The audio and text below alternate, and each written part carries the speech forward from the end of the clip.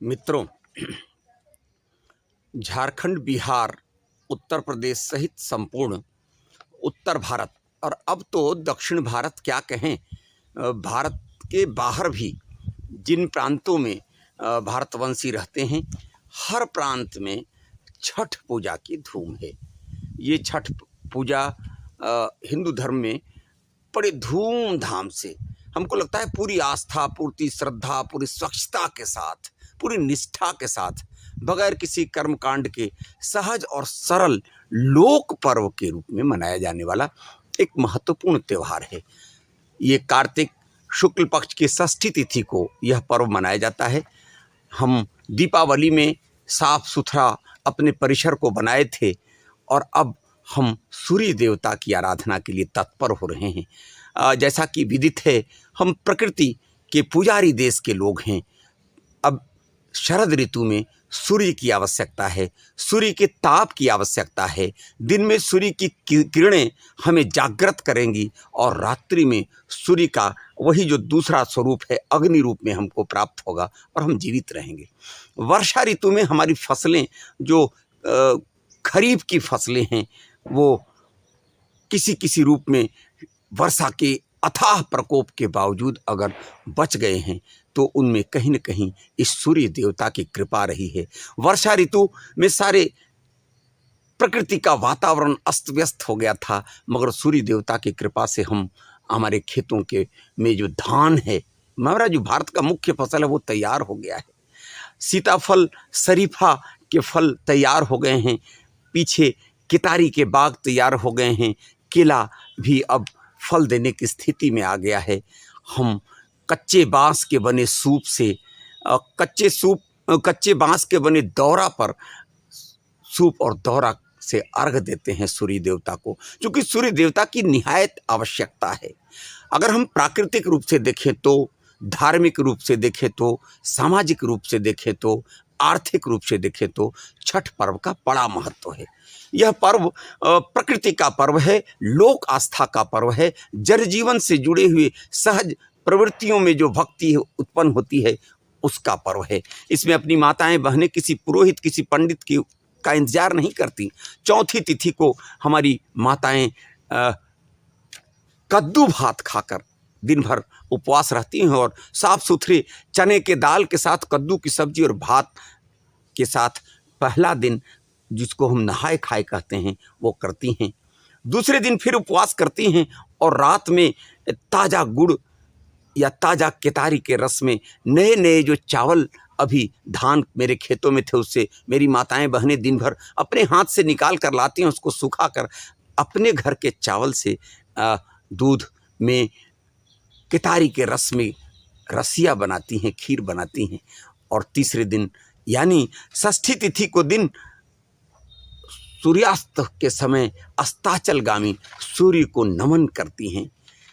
अस्ताचलगामी सूर्य को नमन करने की प्रथा भारतीय संस्कृति की विशेषता है। हम सिर्फ उगते हुए सूर्य को नहीं, डूबते हुए सूर्य को भी नमन करते हैं। हमारे जीवन का उत्तरार्ध अगर अर्घ्य के लायक हुआ, सम्मानित हुआ, अगर सफल रहा, तभी जीवन सफल होगा। डूबते हुए सूरज के अर्घ के साथ षष्ठी तिथि को हम जब अर्घ देते हैं, तब सूरज देवता धरती के निकट होते हैं। सूर्य देवता की कृपा की आवश्यकता होती है। उनको अर्घ देने के क्रम में जो जल की बूंदें हम पर आती हैं, मेरे आँख के लिए, मेरे स्वास्थ्य के लिए लाभदायक हुआ करती हैं। दूसरे दिन सप्तमी तिथि को फिर हम सूर्योदय यानी उषा काल में हम पुनः अर्घ देते हैं और सप्तमी तिथि को घर में बनाए हुए आटा और गुड़ से बने हुए ठेकुआ को, खुरमा को, इसको खजूर कहते हैं, कई अलग अलग नाम हैं, प्रसाद चढ़ाते हैं। ताज़ा फलों से हम सूर्य देवता को अर्घ देते हैं। केलवा के डाले डाले हम जो निकली हुई पत्तियां हैं उनको गाड़ते हैं। हम केले का फल, डंभा का फल, सेव का फल, ताज़े फल जो बाज़ार में है, सीताफल का फल, शकरकंद चढ़ाते हैं। ये सारे प्रकृति से जो हमारे उपजे हुए अन्न हैं उनको चढ़ाकर हम अर्घ देते हैं। यह हमारा प्रकृति पर्व है, यह मेरे स्वरूप का पर्व है। आप जानते हैं कि सूर्य पूरी सृष्टि के आरंभ का मूल कारण है। सूर्य तमाम ग्रहों का अधिपति ग्रह है, और प्रवर्तक है, अग्नि इसी का प्रतीक है। हम छठी मैया को मानते हैं कि वो उषा देवी हैं, सूर्य की बहन हैं, संपूर्ण मनोकामनाओं को पूर्ति करने वाली होती हैं। हम छठी मैया की पूजा, जब कोई बच्चा पैदा होता है तो छठी पूजन करते हैं। यह छठी पूजन भी कात्यायनी देवी हैं, जिनको षष्ठी छठी के रूप में हम हर बच्चे के जन्म के दिन रात में पूजा करते हैं। माता कात्यायनी संतानों की उत्पत्ति का भी कारण है, उनकी रक्षा भी करती हैं। और कहा जाता है कि जो ब्रह्मा की मानस पुत्री देवसेना थी, उस देवसेना का जो प्रकृति का षष्ठ रूप है, वह मूल प्रकृति के षष्ठ अंश के रूप में मानी जाती हैं, जिसको हम देवी देवसेना भी कहते हैं और देवसेना कात्यायनी भी हम उनको कहते हैं। और माना जाता है कि जब हमारे घर में कोई बच्चा पैदा होता है, उसके जीवन में सुख आए, समृद्धि आए, स्वास्थ्य हो, लाभ हो, यह सब माता कात्यायनी की कृपा से संभव है, देवसेना की कृपा से संभव है। कहा जाता है ऐतिहासिक रूप से अगर चलें तो हमारे देश में हर युग में सूर्य की पूजा और माता षष्ठी की पूजा का विधान रहा है। राजा प्रियव्रत थे, वो राजा प्रियव्रत के राज में बच्चे बचते नहीं थे। कहा जाता है कि प्रियव्रत के पास पूरी प्रजा आई कि हमारे यहाँ हमारे राज्य में बच्चे बचते नहीं हैं। तब उनको ऋषियों ने मुनियों ने बताया कि नहीं, महर्षि कश्यप के पास गए, उन्होंने कहा कि षष्ठी जो कात्यायनी है उसकी पूजा का विधान करो अपने राज्य में। तब राजा प्रियव्रत के पूरे राज्य में जो बच्चों का दीर्घायु होने का आशीर्वाद प्राप्त हुआ माता कात्यायनी की ओर से, देवसेना की कृपा से, तब से वह षष्ठी पूजन तो हम करते ही हैं। मगर कार्तिक शुक्ल पक्ष षष्ठी तिथि को और ख़ास करके अभी विशेष रूप से करते हैं। चैत्र में भी शुक्ल पक्ष षष्ठी को हम ये छठ की पूजा करते हैं। माता छठ कहा जाता है कि हमारी वही सूर्य देवता की बहन हैं। इनकी पूजा के माध्यम से हम अपने संतान के सुख समृद्धि की कामना करते हैं।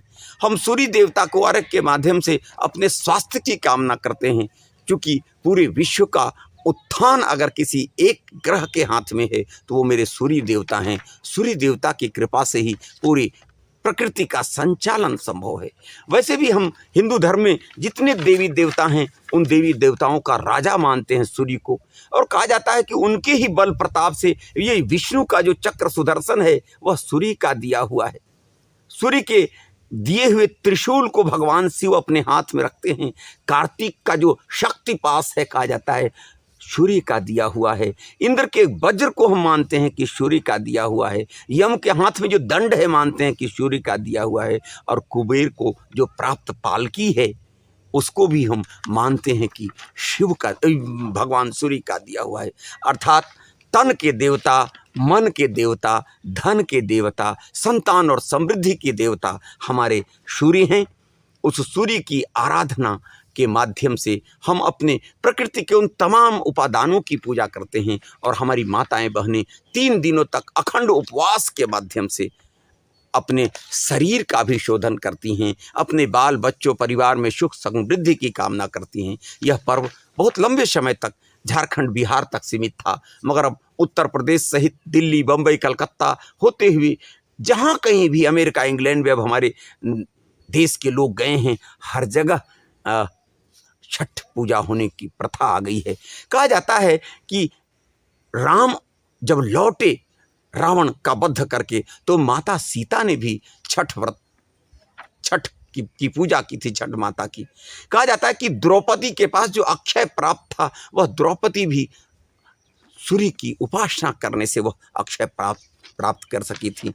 आपके सामने कर्ण, जो दानवीर कर्ण था, उसको जो कवच और कुंडल प्राप्त थे, वह भी माता कुंती का पुत्र था, सूर्य की उपासना से प्राप्त हुआ था। और आज भी जय हो जग में जले जहाँ भी नमन पुनीत अनल को के रूप में हम कर्ण को याद करते हैं। हम मानते हैं कि हमारा ऐतिहासिक रूप से त्रेता हो, द्वापर हो, कलयुग हो, हर युग में सूर्य की उपासना की प्रथा रही है। और छठी मैया उनकी सूर्य देवता की, सूर्य भगवान की बहन हैं। उनकी पूजा करने के माध्यम से हम अपने संतान की सुख समृद्धि दीर्घायु की कामना करते हैं। इन तमाम बिंदुओं से हम अगर प्राकृतिक रूप से देखें, सांस्कृतिक रूप से देखें, धार्मिक रूप से देखें, हर रूप से सूर्य की उपासना का यह देश रहा है। हम मानते हैं कि हमारे जो वैवस्वत मनु हैं वो स्वयं सूर्य के पुत्र हैं। सूर्य की 3 पत्नियां मानी जाती हैं, संज्ञा, राज्ञी और प्रभा। कहा जाता है कि प्रभा से प्रभात पुत्र हुए, राज्ञी से रैवत हुए और जो संज्ञा नाम की उनकी पत्नी थी उनसे वैवस्वत मनु, यम और यमुना पैदा हुए। वही वैवस्वत मनु हमारे मानव संस्कृति के प्रथम पुरुष माने जाते हैं। हम भारतीय लोग मनु की संतान होने के चलते अपने आप को मनुष्य तो कहते हैं, मगर पश्चिमी देश के भी लोग मनु को माने ना माने मगर वो भी MAN अर्थात मैन हैं, जो मनुष्य से और मनु से कहीं न कहीं उनका रिश्ता जोड़ता है। हम उषा देवी, हम छठी मैया की पूजा करने के माध्यम से हर युग में अपने प्रकृति की पूजा करते रहे हैं, अपने संतानों के सुख समृद्धि की कामना करते रहे हैं। हम आज चाहते थे कि इस छठ व्रत की महत्व को आपके सामने रखें। अगर हम प्राकृतिक रूप से देखें तब भी यह पर्व हमारी कृषि संस्कृति के अनुकूल है। हम वर्षा ऋतु में जिन धान के फसल को तैयार कर चुके हैं, अब उसको अगर पहली दफ़ा हम सूर्य देवता को नहीं समर्पित करें खरना के खीर के माध्यम से, तब तक मेरा यह कृषि संस्कार संपूर्ण नहीं होगा। केला का फल पवित्र फल माना जाता है। कहा जाता है कि भगवान विष्णु को पसंद है, भगवान विष्णु का सबसे प्रिय फल केला है। सूर्य देवता भी उनसे अलग नहीं हो सकते हैं। हम केला से अर्घ देते हैं, नारियल से अर्घ देते हैं। हम जल में आधा डूबते हैं तो अपने शरीर को जो विटामिन चाहिए था वो सारे विटामिन हमको प्राप्त होते हैं। हर युग में कहा जाता है कि राम भी जब रावण से युद्ध कर रहे थे तो ऐसी स्थिति में उनको भगवान उनको ऋषियों ने दिया था आदित्य हृदय का पाठ करने का संकल्प, और जब आदित्य हृदय का पाठ किया था राम ने, तब रावणी शक्ति पर विजय प्राप्त कर सके थे। अर्थात आदित्य सूर्य जिसकी कृपा से यह धरती चल रही है, यह दिन हो रहा है, यह रात हो रहा है, भारत से लेकर अमेरिका तक ये जो सौरमंडल की सारी क्रियाएं चल रही हैं, जिस सूर्य की कृपा से चल रही हैं, उनकी शक्ति, उनकी वैज्ञानिक शक्ति हमें चाहिए, उनके विटामिन तो हमें चाहिए। उनकी ऊर्जा से ही हम धान का फसल अपने खेतों में तैयार कर सके हैं। हमारे बाल बच्चे, हमारे परिवार में सुख समृद्धि जो भी आएगी, उनको हम जब सादर निवेदन करेंगे, उनसे प्रार्थना करते हैं, तभी हमारा वर्ष भर सुखद होता है। हम मानते हैं कि यह छठ पर्व आम नहीं है, बहुत खास पर्व है। और यह खास होने का कारण यह है कि इसमें किसी वेद पुराण पंडित पुरोहित मंदिर की ज़रूरत नहीं है। हमारी माताएं बहनें अपने घर में कसार बना लेती हैं नए चावल से, अपने हाथ से जांता से पीसकर कल ठेकुआ बनाती थी, घी में छने हुए वो ठेकुए चढ़ाए जाते थे। हमारे जो तूरी भाई हैं वो सूप और दौरी बनाकर, देखिएगा कि गांव-गांव शहर-शहर में घूमते हैं। दीपावली में जैसे कुम्हार भाइयों को रोजगार मिला, वैसे तूरी जो बांस का काम करने वाले कारीगर जाति के लोग हैं, उनके ही हाथों के बनाए हुए सूप और दौरा से पूजन होता है। यह हमारी आर्थिक समृद्धि का भी एक बड़ा कारण है। हम प्राकृतिक रूप से, सामाजिक रूप से, धार्मिक रूप से, सामाजिक रूप से भी देखिए कि सारे विभेद मिट जाते हैं। छठ के घाट पर एक पर्व का उत्सव होता है। हम जात पात, ऊंच नीच सारे विभेद भुलाकर जब गोबर से नीपे हुए आंगन में बैठकर खीर भोजन करते हैं, वहाँ पता नहीं चलता कि हम किस जाति, किस मजहब के लोग हैं, हम बड़े हैं कि छोटे हैं। ये सारा विभेद मिटाकर समाज में समरसता लाने का काम यह छठ पर्व में हम पाते हैं। सूर्य की आराधना, छठ माता की पूजा, जिस छठ माता की पूजा हमारे जन्म के समय छठी पूजन के माध्यम से होता है, वही छठी माता सूर्य देवता की बहन है। वो माता कात्यायनी है, और प्रकृति जो ब्रह्मा की पुत्री है देवसेना, जो प्रकृति की मूल शक्ति हैं, उसके षष्ठम अंश हैं, जिनकी पूजा से हम निरोग रहते हैं जीवन भर। हम ये छठ पूजा के समय अपने केला से, नारियल से, कच्चे सूप और दौरे से सूर्य देवता को अर्घ देकर अपने आराध्य को प्रसन्न करने का प्रयास करते हैं। और प्रकृति ने हमें बहुत कुछ दिया है, हम सबसे पहले वो नवान्न उनको अर्पित करके हम ग्रहण करते हैं। यह आस्था का पर्व, यह प्रेम का पर्व, यह भाईचारा का पर्व, यह सामाजिक समरसता का पर्व है। हम सूर्य के बिना पल भर भी नहीं जी सकते। और खास करके भारत तो सूर्यवंशियों का देश रहा है। हमारे देश के उत्थान और विकास में सूर्यवंशियों ने अपना तप त्याग, अपना जीवन दिया है और वह तो साक्षात सूर्य हैं। कहा जाता है कि उन्हीं की कृपा से हम जीवित हैं। तो ये आसान का भी पर्व है। हम उपकार मानने वाले लोग हैं, हम कृतज्ञता ज्ञापित करने वाले देश के लोग हैं। अर्थात सामाजिक दृष्टि से, धार्मिक दृष्टि से, आध्यात्मिक दृष्टि से, वैज्ञानिक दृष्टि से छठ हिंदू समाज का, भारतीय समाज का एक महत्वपूर्ण पर्व है। हमारे जो गीत अब बजने शुरू हो गए हैं शहर में, गलियों में, गाँव में, कि कांचा ही बांस के बहंगिया, बहंगी लचकत जाए। और कहीं कोई भाई हो अपनी बहन के पास आता है कि हम बहन हैं तो अपने भाई को अर्घ दिलाएंगे। क्योंकि ये बहन का भी रिश्ता है सूर्य देवता से, छठी माता का। तो सारी बहनों को इंतजार होता है कि मेरे मायके से, मेरे नैहर से मेरे भैया आएंगे। अब देखे होंगे कि गांव-गांव में अभी भी वो संस्कृति चल रही है। मेरे मामा जी, आपके मामा जी सब आते हैं कि अपनी बहन को अर्घ दिलाएंगे।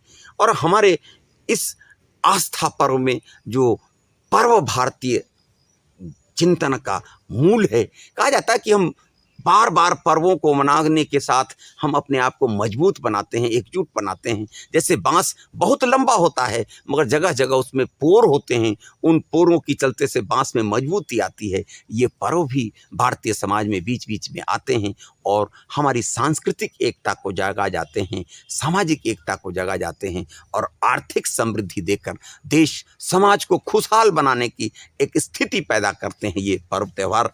हम छठ की बहुत बहुत शुभकामनाएं आपके सामने पेश करते हैं। हमने आपके सामने वो राजा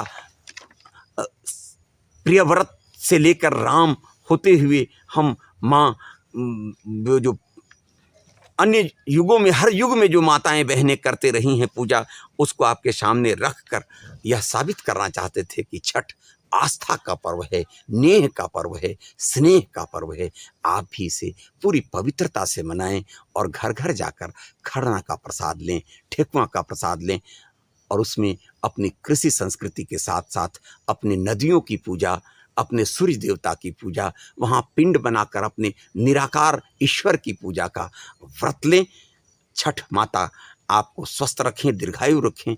आज छठ माता या छठ पूजा की कथा आपके सामने कहकर हमने आपको ये बताने का प्रयास किया कि हम जिस पर्व को करते हैं उसको जानें। ये लोक पर्व है, लोक आस्था का पर्व है। हमने इसको अपने किसी नियम कानून से नहीं बल्कि अपनी लोक भावना से, माताओं बहनों से पूछकर जानकर इस पर्व को किया है। और आज देश ही नहीं पूरी दुनिया में छठ पर्व मनाने की धूम है।